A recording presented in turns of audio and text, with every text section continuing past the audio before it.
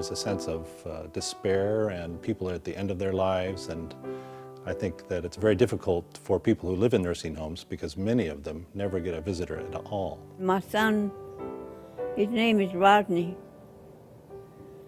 Jensen. Only time he comes see me is when he needs the money. I think it's too far for them to travel. The importance of the ministry rests in the fact that it serves people who are in need, and they're the most vulnerable, oftentimes the most forgotten members of the community. The benefit is not just for the people who are receiving the gift of the visitation or the connection from church members, but the church members themselves are deepened in their own connection, I think, as human beings, their sense of humanity. I've been doing this for enough years that I know everyone fairly well, and so it's very comfortable. It's like visiting just a good friend for the most part. Really, my role is, as pastor to the Lutheran Ministry to Nursing Homes, is to be the voice for the congregations, and that's all inclusive because they have so many gifts and talents that they bring, not only through their tithing for this position, but also the gifts that they bring of camaraderie and visits to the people in the nursing home, as well as gifts and sometimes fundraising for things that the nursing homes can't afford. We had a picnic, and the residents were so inspired by this because they hadn't gone out in a long time, and they got to go to this picnic and have food that they usually don't have. The things that we take for granted are not necessarily what they have. So as this ministry developed and we thought more about it and kind of fleshed it out, we realized that there were really three goals that we had for the ministry. One was to provide full-time chaplain service so that anybody, irrespective of his or her religious background or lack thereof, if they wanted the benefit of a chaplain, the chaplain would be there. The second was to advocate on behalf of residents who might not be able to do that themselves. And the third was to connect members of the supporting congregations with the nursing home residents so that the residents of the homes might have some outside contact if they didn't have it. Through family or friends that still were living or in the community. Yeah, I let more people come and see me, talk to me. People at the church here come to visit me. They bring us flowers and, you know, things like that. Yeah, they good about that, you know. And I think if it wasn't for them, I don't think we would all make it, you know. I realized more that I was going into a home. I was going into their home, and usually a permanent home. And so I would be welcomed very graciously, and people just wanted to talk to me. And I found that just having those conversations were really important to the residents as well as to me.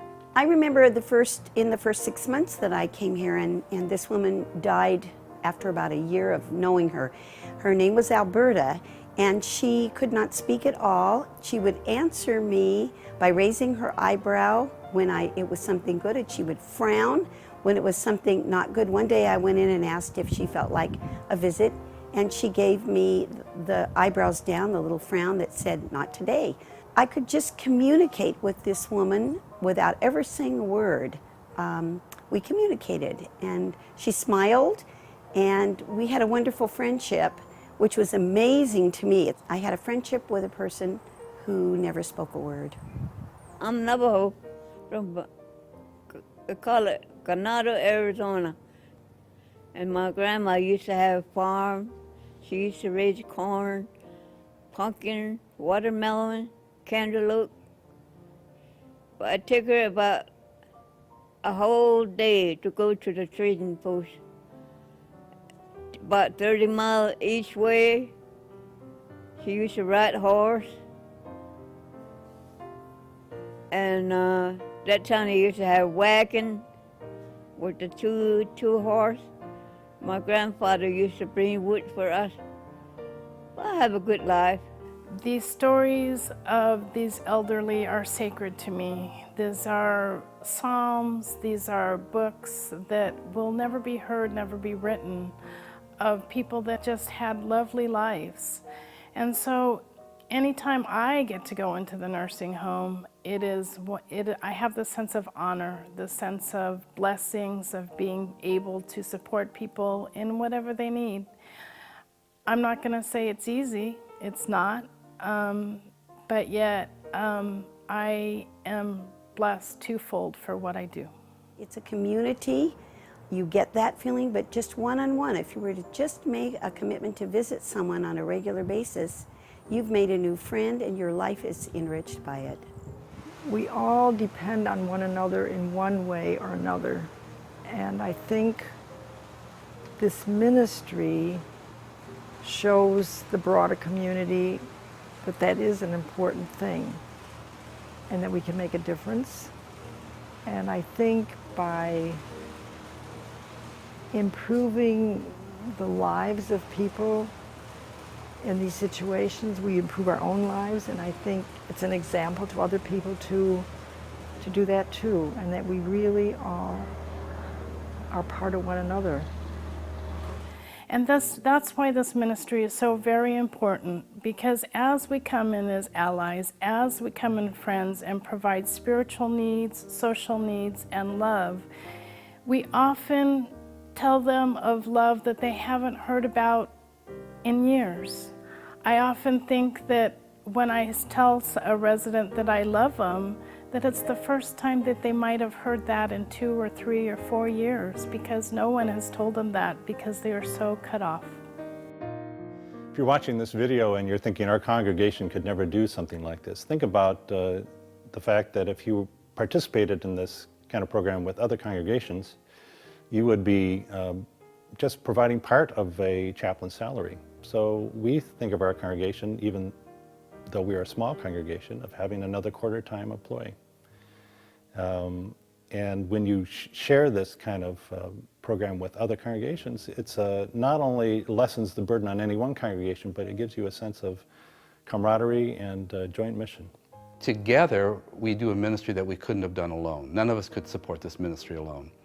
But together we're able to do something that has a positive impact on the community, on individual lives, and that enriches the lives of the congregations and the members of the congregations that take part in it.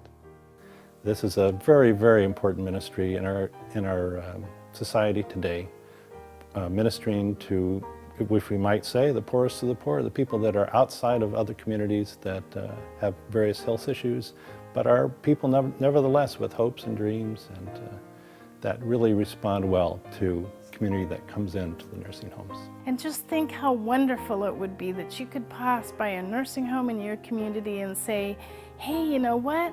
I have somebody that's going there. I have somebody visiting them. We are part of this community. Our elders are not forgotten. We love them and we are there with them in our community. Ever and ever. Amen.